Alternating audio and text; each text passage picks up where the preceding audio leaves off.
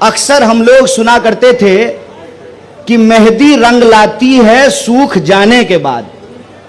मैं कहता हूं, मेहंदी रंग लाती है सूख जाने के बाद, और असली कांग्रेसियों की पहचान आती है मुश्किल वक्त आने के बाद।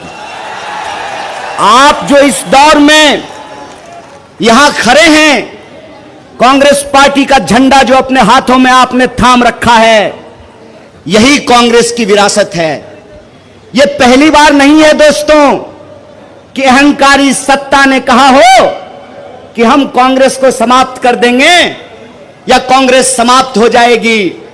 मैं आपको याद दिलाना चाहता हूं, अंग्रेज अफसर भी यही कहा करते थे, जनरल डायर भी यही कहा करता था कि हम कांग्रेस को समाप्त कर देंगे।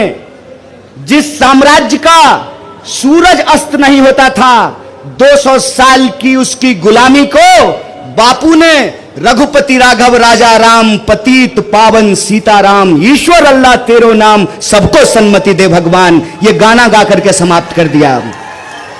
साथियों, हम मानते हैं कि यह देश के लिए गंभीर वक्त है।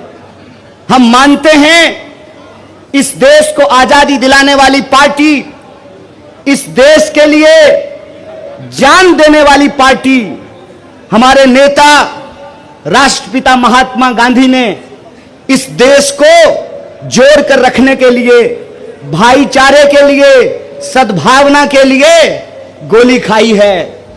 हम जानते हैं कि इस देश की एकता और अखंडता के लिए देश की पहली महिला प्रधानमंत्री श्रीमती इंदिरा गांधी ने अपने लिए, देश के लिए अपने ऊपर गोलियां खाई है। हम जानते हैं कि इस देश की सुरक्षा के लिए, इस देश की एकता के लिए हमारे पूर्व प्रधानमंत्री स्वर्गीय राजीव गांधी ने गोली खाई है। इसीलिए मैं आप तमाम कार्यकर्ताओं से कहना चाहता हूं, दोस्तों, भाजपा के छोटे मोटे नमूने गुंडों से घबराने का वक्त नहीं है। हम इनको बताएंगे कि देशभक्ति का मतलब क्या होता है। देशभक्ति का मतलब होता है देश के संविधान को अपने सीने से लगा करके रखना।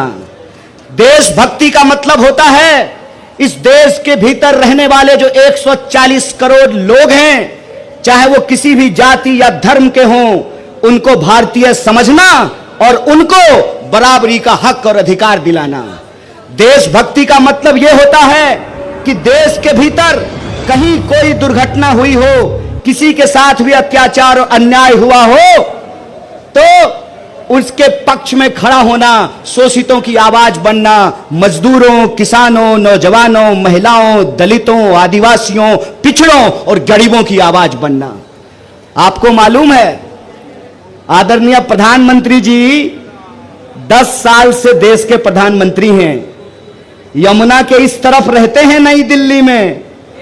10 साल लगा है उनको यमुना पार करने में। मेरा नाम कन्हैया है। अभी प्रधानमंत्री जी को यमुना का किनारा लेकर के आए हैं, पूरी की पूरी सरकार को यमुना पार लेकर के जाना है। इसीलिए मैं आप सबसे यह कहना चाहता हूं कि आपने जो देश भर से प्यार भेजा है, जो मोहब्बत भेजी है, जो चिंता भेजी है, उसका मैं सम्मान करता हूं। लेकिन याद रखिएगा, भाजपा से लड़ने का अनुभव हमारा पिछले 10 साल का अनुभव है। हमने इनके झूठे आरोप देखे हैं, हमने इनका झूठा वीडियो देखा है, हमने इनका झूठा मुकदमा देखा है, हमने इनकी जेल देखी है। इसीलिए हम कहते हैं कि जगह है कितनी जेल में तेरे, देख लिया है देखेंगे। इसीलिए न्याय और हक के लिए जो कांग्रेस पार्टी का संकल्प है कि पिछले 10 सालों से देश के लोगों के साथ जो अन्याय हुआ है, उस अन्याय के खिलाफ हमने ये तय किया है। हमारे नेता जब कन्याकुमारी से कश्मीर तक पैदल चल रहे थे, तो देश के किसान उनसे आकर मिले, देश के नौजवान उनसे आकर मिले, देश की महिलाएं आकर उनसे मिली, देश के मजदूर आकर के उनसे मिले। नौकरी करने वाले वो लोग सिपाही जी इधर खड़ा जी, ए सिपाही जी इधर खड़े हैं। सिपाही जी, पेंशन मिलता है? नहीं मिलता है ना? 2004 के बाद से पेंशन नहीं मिलता है। कांग्रेस पार्टी की सरकार बनने दीजिए, अगर एमपी को पेंशन मिलेगा, प्रधानमंत्री को पेंशन मिलेगा, तो सिपाही को भी पेंशन देना पड़ेगा। इसीलिए कांग्रेस पार्टी 5 न्याय लेकर के आई है। युवाओं का न्याय, महिलाओं का न्याय, किसानों का न्याय, श्रमिकों का न्याय और भागीदारी का न्याय। इस देश में रहने वाले जो 140 करोड़ लोग हैं, यह देश उनका है और उनके हक और अधिकार के लिए लड़ना, यही कांग्रेस पार्टी की पहचान है, यही कांग्रेस पार्टी की विचारधारा है। आजकल नया निजाम आया है और नया निजाम कहते हैं कि इस देश का इतिहास 2014 से शुरू होता है। मैं कहता हूं जनाब, आपका इतिहास कमजोर है। श्रीमान, थोड़ा ठीक से इतिहास पढ़िए। देश का इतिहास 2014 से नहीं शुरू होता है। देश का इतिहास 5000 साल का इतिहास है। देश का इतिहास सिंधु घाटी सभ्यता से शुरू होता है। और भारतीय होने का मतलब क्या होता है? भारतीय होने का मतलब होता है लोगों के बीच में भाईचारा होना, प्राणियों के बीच में सद्भावना होना। और धर्म का क्या अर्थ होता है? धर्म का अर्थ होता है निर्बल को शक्ति देना। धर्म का अर्थ यह होता है कि लोगों के बीच में मोहब्बत फैलाना। धर्म का अर्थ होता है असमानता को समाप्त करके समानता को स्थापित करना। धर्म का मतलब होता है अन्याय को समाप्त करके न्याय को स्थापित करना। इसीलिए मैं आप सबसे कहने आया हूं, आज देश एक गंभीर परिस्थिति से गुजर रहा है। इस देश का सच्चा कांग्रेसी कार्यकर्ता होने के नाते, वो पार्टी जो इस देश को आजादी दिलाई है, उस आजादी को बचाने के लिए जैसे हमारे पुरखों ने स्वतंत्रता सेनानी बनकर के इस देश को आजादी दिलाई है, उसी तरह से हम संविधान सेनानी बनकर के इस देश के संविधान की रक्षा करेंगे। बोलिए, आप संविधान सेनानी बनेंगे? दोनों हाथ उठा करके बोलिए, कोई हाथ नीचे नहीं रहना चाहिए। आप संविधान की रक्षा करेंगे? आप संविधान की रक्षा करेंगे तो संविधान के ऊपर हमला करने वाली इस पार्टी को हम कहना चाहते हैं, भाजपा को हम कहना चाहते हैं, अभी तो आप 10 साल के लिए शासन में आए हैं और 10 साल शासन में आकर के आपका यह मंसूबा बन गया है कि आप इस देश के संविधान को बदलना चाहते हैं। तो हम आपको कह देना चाहते हैं, हमारी विरासत इस देश की आजादी को लेकर लड़ने वाली विरासत है। हमारी विरासत राष्ट्रपिता महात्मा गांधी की विरासत है। हमारी विरासत डॉक्टर बाबा साहब भीमराव अंबेडकर की विरासत है।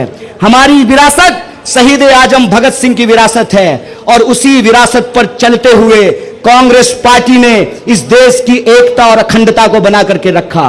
कांग्रेस पार्टी ने इस देश के लोगों को बराबरी का अधिकार दिया। हेलो दोस्तों, क्या हाल है? तो आइए बात करते हैं देश की बड़ी खबरों पर नजर डालते हैं। खबरों के मुताबिक कहा जा रहा है कि राघव चड्ढा ने आम आदमी पार्टी को छोड़कर भारतीय जनता पार्टी यानी बीजेपी का दामन थाम लिया है। जी हां, इस खबर ने पूरे राजनीतिक माहौल में हलचल मचा दी है।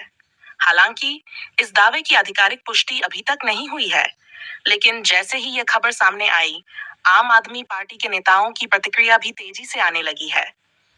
इसी कड़ी में आम आदमी पार्टी के सांसद संजय सिंह ने इस मुद्दे पर बड़ा बयान दिया है। संजय सिंह ने मीडिया से बातचीत करते हुए कहा कि यह खबर पूरी तरह से अफवाह और भ्रामक है। राघव चड्ढा पार्टी के एक मजबूत और समर्पित नेता हैं और वह कहीं नहीं जा रहे हैं। संजय सिन्हा ने आगे कहा कि बीजेपी इस तरह की झूठी खबरें फैलाकर आम आदमी पार्टी को कमजोर करने की कोशिश कर रही है, लेकिन जनता सब जानती है। उन्होंने साफ तौर पर इन दावों को सिरे से खारिज कर दिया और कहा कि पार्टी एकजुट है। दूसरी तरफ बीजेपी की ओर से अभी तक इस मुद्दे पर कोई स्पष्ट बयान सामने नहीं आया है, जिससे इस खबर को लेकर सस्पेंस और भी बढ़ गया है। राजनीतिक विश्लेषकों का मानना है कि अगर यह खबर सच साबित होती है तो यह आम आदमी पार्टी के लिए बड़ा झटका हो सकता है। आपको बता दें कि राघव चड्ढा आम आदमी पार्टी के युवा और लोकप्रिय नेताओं में से एक माने जाते हैं। उनकी छवि एक साफ सुथरे और आक्रामक नेता की रही है। ऐसे में उनके पार्टी छोड़ने की खबर ने समर्थकों को भी हैरान कर दिया है। अब सवाल ये उठता है कि क्या वाकई राघव चड्ढा बीजेपी में शामिल होने जा रहे हैं या फिर ये सिर्फ एक राजनीतिक अफवाह है। इसका जवाब आने वाले समय में ही साफ हो पाएगा। फिलहाल आम आदमी पार्टी इस खबर को पूरी तरह से नकार रही है, जबकि बीजेपी की चुप्पी कई सवाल खड़े कर रही है। आप बने रहिए यश लाइव न्यूज के साथ। हम आपको हर अपडेट सबसे पहले पहुंचाते रहेंगे।